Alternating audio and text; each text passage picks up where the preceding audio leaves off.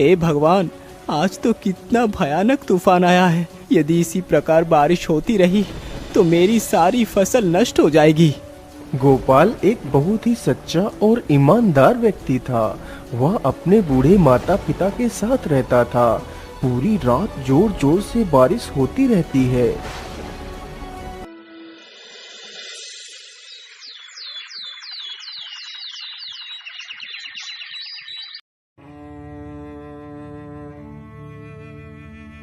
पिताजी, मैं जरा खेतों की तरफ जा रहा हूँ। मैं अभी जल्द ही वापस आ जाऊंगा। इतना कहकर गोपाल वहां से निकल पड़ता है।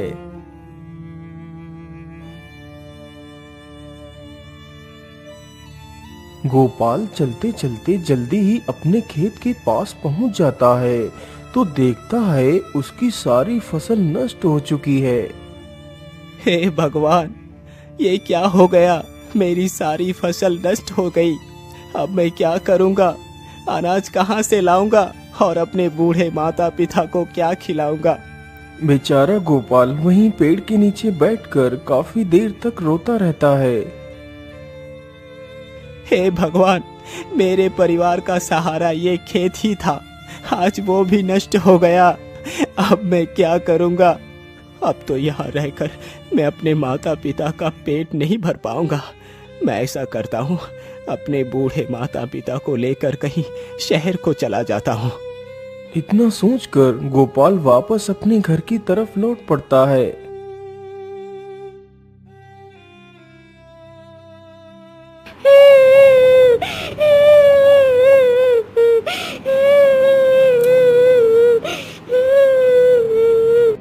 अरे, ये आवाज किसकी है?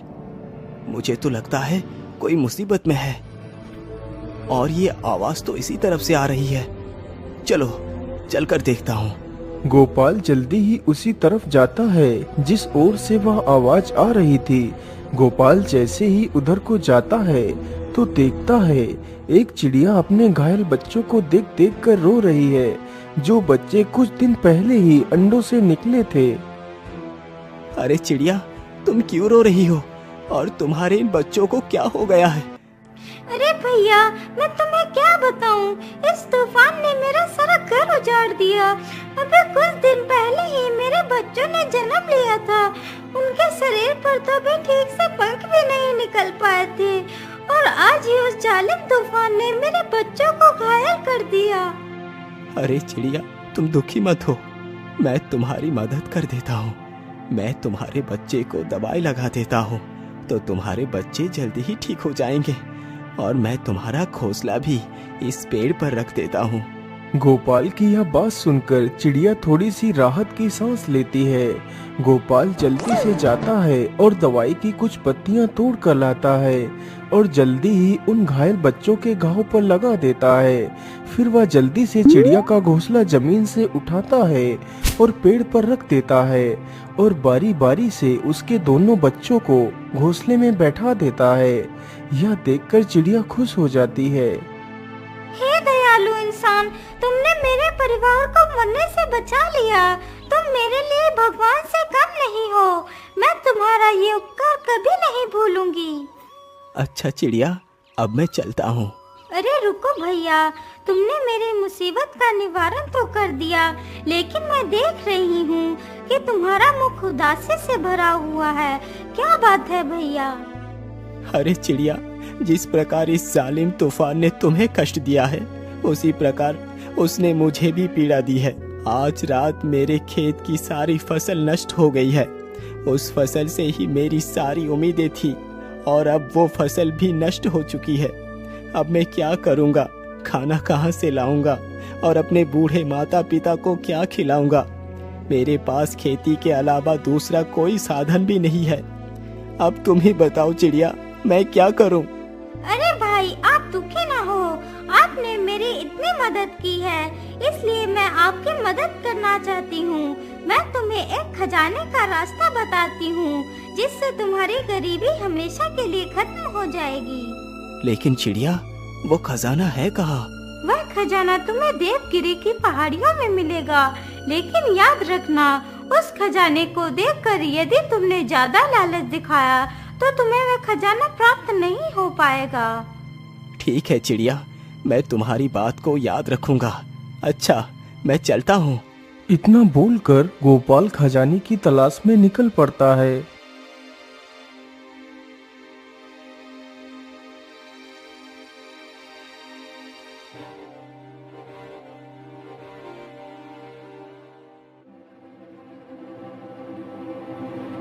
गोपाल चलते चलते काफी ज्यादा थक गया था और उसे बहुत जोर की भूख भी लगी थी। अरे राम राम राम, मैं तो चलते चलते कितना ज्यादा थक गया हूँ। मुझे तो बहुत जोर की भूख भी लगी है, लेकिन आसपास तो कुछ खाने के लिए है ही नहीं। मैं ऐसा करता हूँ, यही आसपास ही कुछ खाने को ढूंढता हूँ। हो सकता है कि कुछ खाने को मिल जाए। इतना सोचकर गोपाल खाना ढूंढने लगता है।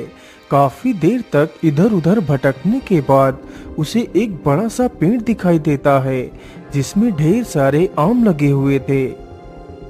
अरे, इस पेड़ में तो कितने सारे आम लगे हुए हैं। मैं जल्दी से कुछ आम तोड़ लेता हूँ। गोपाल तुरंत ही जमीन पर पड़े एक पत्थर को उठाता है और जैसे ही पत्थर को फेंकने चलता है तभी सारे आम गायब हो जाते हैं। यह देखकर गोपाल आश्चर्य में पड़ जाता है। अरे, ये क्या हुआ? अचानक से वो सारे आम कहाँ गायब हो गए? पुत्र, तुम इस पेड़ के आम ऐसे नहीं खा पाओगे। अरे, ये किसकी आवाज है? आसपास तो कोई भी नहीं दिखाई दे रहा। पुत्र, मैं तो तुम्हारे सामने ही खड़ा हूँ। मैं एक पेड़ हूँ। लेकिन क्यों पेड़? मैं तुम्हारे फल क्यों नहीं खा सकता? बेटा, इंसानों ने हम पेड़ों को बहुत कष्ट दिया है। हमने इंसानों के लिए क्या कुछ नहीं किया। उन्हें अपने स्वादिष्ट फल खिलाए। हम खुद धूप में तड़पते रहे, लेकिन तुम इंसानों को अपनी छाया में बिठाया। लेकिन बदले में तुम इंसानों ने मेरे लिए क्या किया? तुमने सारे पेड़ काट दिए, जिसकी वजह से आज इतनी कड़कती धूप पड़ रही है और जल का स्तर भी निरंतर घटता जा रहा है, जिसकी वजह से अब हम पेड़ों को भी पर्याप्त जल नहीं मिल पा रहा। यदि ऐसे ही चलता रहा तो जल्द ही पृथ्वी का विनाश हो जाएगा। यदि इस विनाश को रोकना है तो कोई भी व्यक्ति यदि मजबूरन एक पेड़ काटता है तो उसे उसके बदले में कम से कम 2 पेड़ लगाना है। तभी हम इस पृथ्वी को सुरक्षित रख सकते हैं।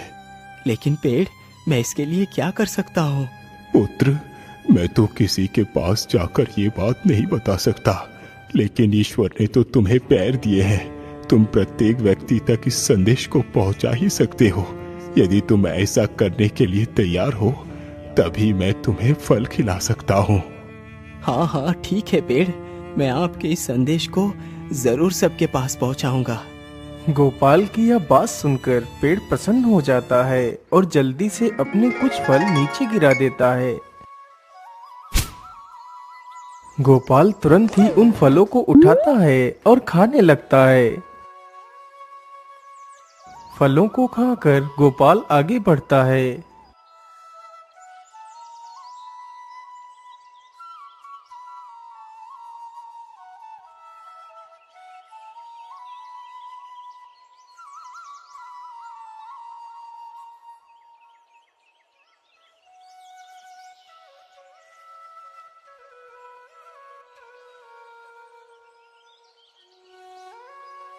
अरे बाप रे बाप, कितनी जोर की धूप पड़ रही है।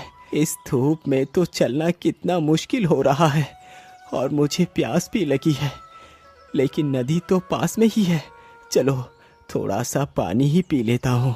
फिर गोपाल नदी में पानी पीता है। आहा, पानी पीकर तो सारी थकान जैसे दूर हो जाती है।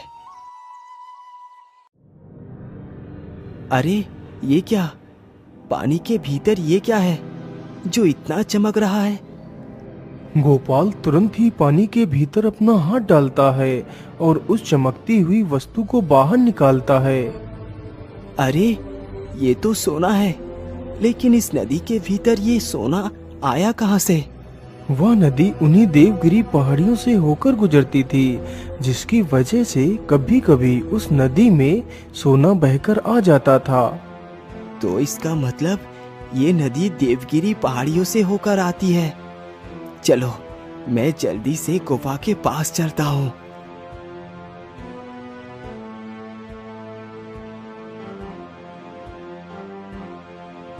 गोपाल चलते चलते जल्दी ही देवगिरी की पहाड़ियों में पहुंच जाता है।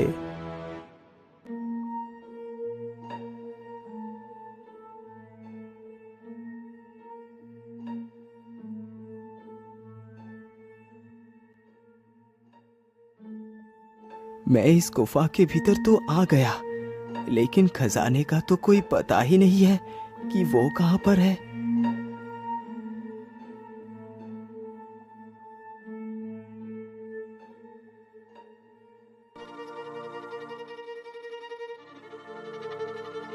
अरे ये क्या, इस पत्थर के नीचे से ये पानी कहाँ से आ रहा है?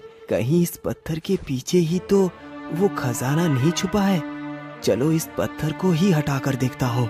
गोपाल जैसे ही उस पत्थर को छूता है, तभी वह पत्थर अपने आप ही दूर खिसक जाता है। अरे ये क्या, ये पत्थर तो मेरे छूते ही दूर हो गया। गोपाल जल्दी से उस दरवाजे के अंदर चला जाता है तो देखता है गुफा के अंदर हर तरफ सोना ही सोना पड़ा हुआ था।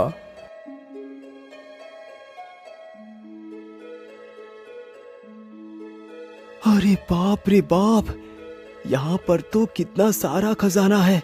कहीं मैं कोई सपना तो नहीं देख रहा? अरे नहीं नहीं, ये कोई सपना नहीं है। चलो मैं जल्दी से अपनी जरूरत के हिसाब से ही सोना ले लेता हूँ।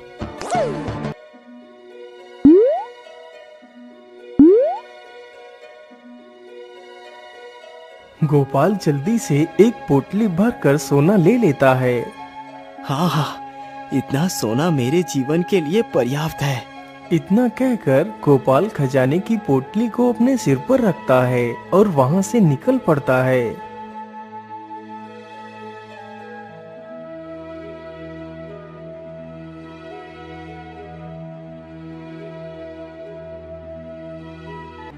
रुक जाओ, कौन हो तुम? और तुम इस पोटली में क्या लेकर जा रहे हो? क्या हुआ, तू कुछ बोल क्यों नहीं रहा? इस पोटली के भीतर क्या है? अरे सरदार, मुझे लगता है यह आदमी ऐसे नहीं बताएगा। इसकी पोटली को छीनकर हम खुद ही देख लेते हैं कि इसकी पोटली के भीतर क्या है। हाँ हाँ जालिम सिंह, तुम इसकी पोटली को छीन कर ले आओ।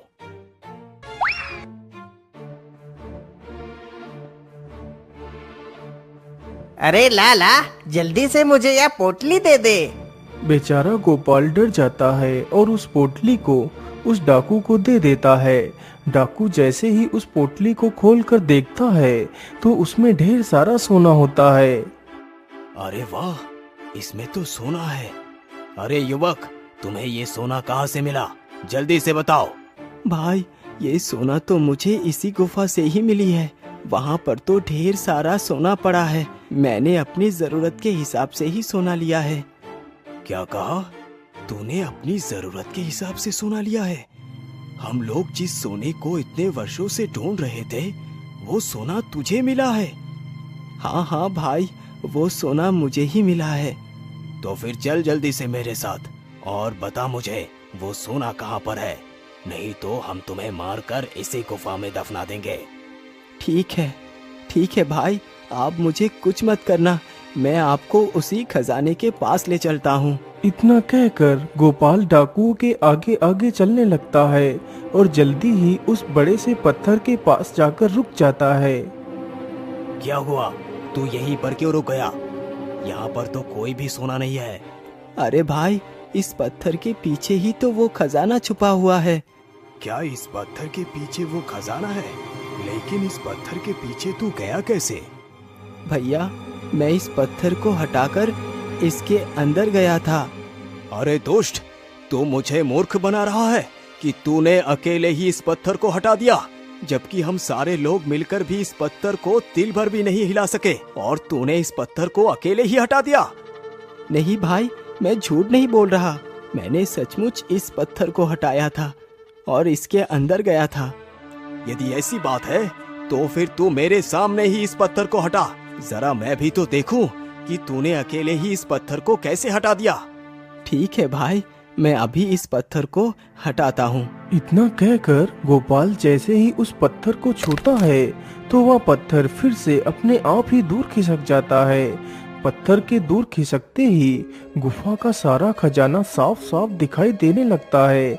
खजाना देखकर तो तीनों डाकू पागल ही हो जाते हैं। वह अपने हाथ में पकड़ी हुई उस सोने की पोटली को वहीं पर छोड़ देते हैं और उस ढेर सारे खजाने की तरफ भागते हैं और गुफा के भीतर घुस जाते हैं।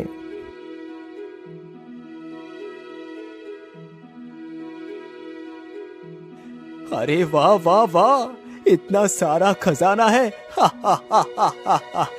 आखिरकार ये सोना हमारे हाथ लग ही गया। अब हम इस सारे खजाने को यहाँ से उठाकर ले जाएंगे। हा हा हा हा हा हा हा। डाकू के इतना बोलते ही गुफा का दरवाजा अपने आप ही बंद हो जाता है। तीनों दुष्ट डाकू उसी गुफा में फंस जाते हैं। गोपाल जल्दी से उस खजाने की पोटली को उठाता है और वहां से भाग जाता है।